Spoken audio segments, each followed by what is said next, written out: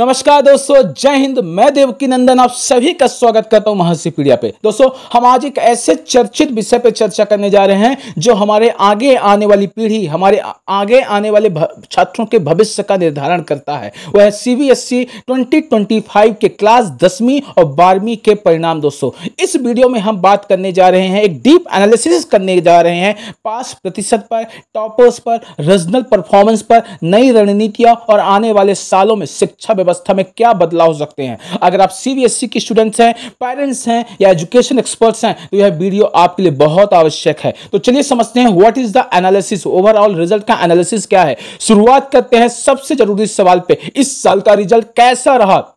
यानी क्लास 10 का रिजल्ट कुल पास प्रतिशत है 93.66%। पिछले साल से सुधार देखने को मिला है और लड़कियों का पास प्रतिशत कंपैरिजन टू बॉयज 2.37% अधिक रहा है। लड़कियां is the rock star of this result. लड़कियां पिछले साल भी आगे थी और इस साल भी आगे बढ़ रही हैं और लड़कों को बहुत पीछे कर रही हैं।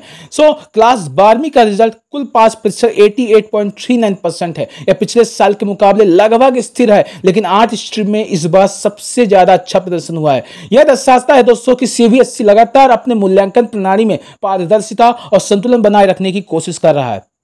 तो टॉपर्स और ट्रेंड्स क्या कह रहे हैं दोस्तों। अब बात करते हैं उन होनहार विद्यार्थियों की जिन्होंने टॉप किया है और पूरे देश को गर्व करने का मौका दिया है। इस बार दोस्तों सीबीएसई के रिजल्ट में अंक तो आसमान छू रहे हैं, लेकिन कहानी सिर्फ नंबरों की नहीं है, सोच की भी है। कक्षा 10वीं में कई ऐसे छात्र छात्राएं सामने आए हैं जिन्होंने 500 में 498, 499, यहां तक पूरे 500 में तो 500 अंक हासिल किए हैं। वहीं कक्षा 12वीं में तीनों प्रमुख स्ट्रीम जैसे साइंस हो गया, कॉमर्स हो गया, ह्यूमैनिटीज हो गया, सभी में टॉपर्स के अंक 97% से ऊपर हैं। यानी जो भी यह कहता है कि सीबीएसई पहले जैसे नहीं, वो बिल्कुल सही है। लेकिन असली बात यहां शुरू होती है। आज का टॉपर सिर्फ रटने वाला नहीं है। आज का टॉपर रोट लर्निंग नहीं करता है, रटन शिक्षा प्रणाली को फॉलो नहीं करता है, बल्कि conceptual clarity and application based understanding पर जोर दे रहा है। सीबीएसई के नए प्रश्न पत्रों में case based, competency based, real life application सवालों की संख्या बहुत बड़ी है और बच्चों ने खुद को उसी दिशा में ढाल लिया है। तो इसका असर क्या है? अब सिर्फ छात्रों को सिर्फ सीबीएसई बोर्ड तक नहीं, बल्कि कॉम्पिटेटिव एग्जाम जैसे नीट हो गया, जेई हो गया और अदर फंक्शनल एग्जाम्स हो गए दोस्तों, उनमें सब में एनालिटिकल स्किल्स और प्रेजेंटेशन में भी सुधार मिल रहा है और कॉम्पिटिटिव एग्जाम्स में भी फायदा मिल रहा है। तो कंक्लूजन इस सेगमेंट का क्या दोस्तों? सीबीएसई अब सिर्फ टॉप स्कोर करना ही ट्रेंड नहीं है, बल्कि सही तरीके से सीखना और समझना, यही असली जीत है।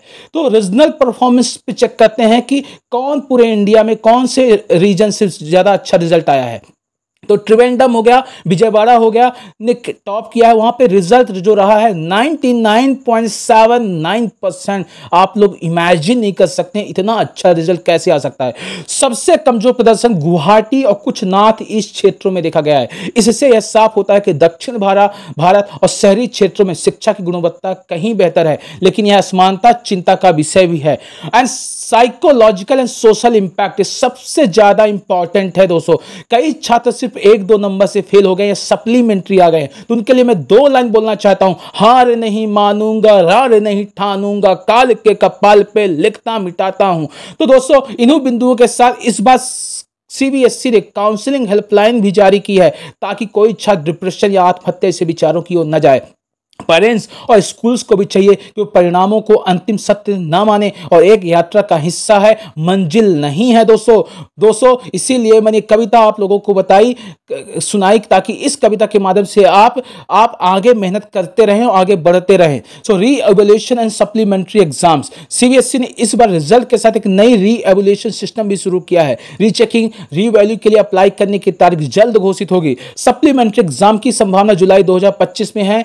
क्लास 10 में अब 2 सब्जेक्ट्स तक फेल स्टूडेंट्स सप्ली का एग्जाम दे सकते हैं। क्लास 12 में 1 सब्जेक्ट। परीक्षा सिर्फ उन्हीं की होगी जो स्कोप के अंदर आते हैं। तो what is the policy and educational shift?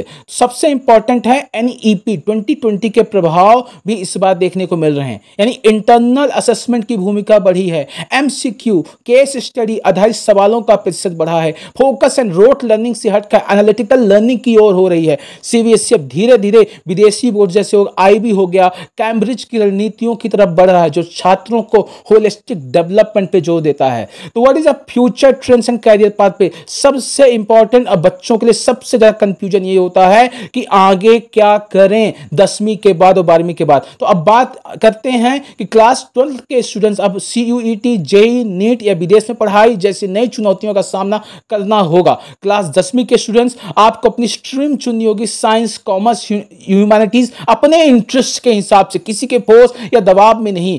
Trends यह बता रहे हैं कि आगे आने वाले वर्षों में यानी अपकमिंग ईयर्स में स्किल बेस्ड एजुकेशन का बहुत महत्व बढ़ने वाला है। जैसे AI हो गया, कोडिंग्स हो गया, रोबोटिक्स हो गया जैसे विषय मुख्य धार में भी होंगे। इवन गवर्नमेंट ने व्यावसायिक शिक्षा नाम से गवर्नमेंट स्कूल में चालू भी कर दिया है। कंक्लूजन्स तो दोस्तों CBSE 2025 का रिजल्ट सिर्फ नंबरों का खेल नहीं है, यह शिक्षा व्यवस्था की दिशा और दशा का आईना है। क्या आप अपने रिजल्ट से संतुष्ट हैं? नीचे कमेंट करके बताइए। अगर आपको कोई सवाल हो तो हमें जरूर बताइए। वीडियो को लाइक करिए, शेयर करिए, सब्सक्राइब करिए ताकि हम आपके लिए ऐसे ही एनालिसिस लाते रहें। धन्यवाद। आप सभी का भविष्य उज्जवल हो। ढेर सारी शुभकामनाएं। Thank you so much.